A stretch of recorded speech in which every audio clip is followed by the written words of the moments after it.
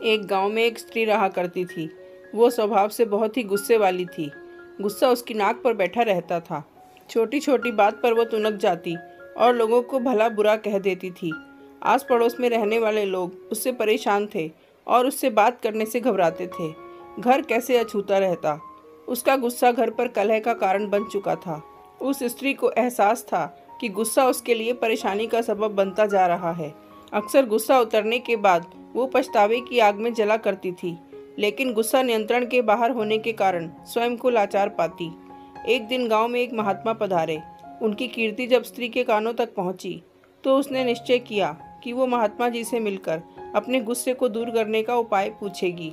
वो महात्मा से मिलने पहुंची और प्रणाम कर बोली, गुरुवर, मैं अपने गुस्से से बहुत परेशान हूँ। गुस्से पर काबू ही नहीं रख पाती।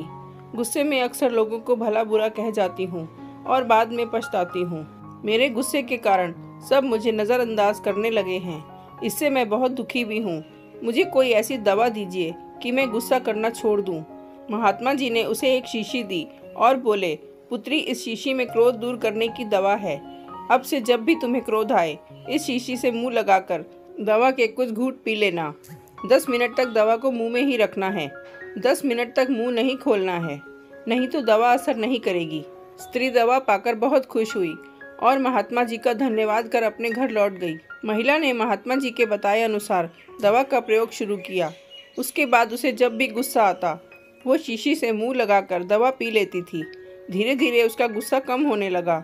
7 दिन बाद जब शीशी की दवा खत्म हो गई तो वो फिर से महात्मा जी के पास पहुंची और बोली, गुरुवर, आपने मुझे गजब की दवा दी है।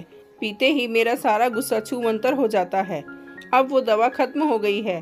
कृपा करके मुझे उस दवा की एक शीशी और दे दीजिए। महात्मा जी मुस्कुराते हुए बोले, पुत्री, तुम्हें जानकर आश्चर्य होगा कि उस शीशी में कोई दवा नहीं थी।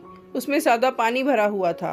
क्रोध आने पर जब भी तुम उस शीशी से पानी पीती थी तो पानी मुंह में होने के कारण तुम कुछ बोल नहीं पाती थी। क्रोध दूर करने का उपाय बस अपना मुंह बंद कर लेना है। अब से बस यही किया करो। गुस्से का इलाज केवल चुप रहकर ही किया जा सकता है, क्योंकि गुस्से में व्यक्ति उल्टा सीधा बोलता है, जिससे विवाद बढ़ता है। इसलिए क्रोध का इलाज केवल मौन है।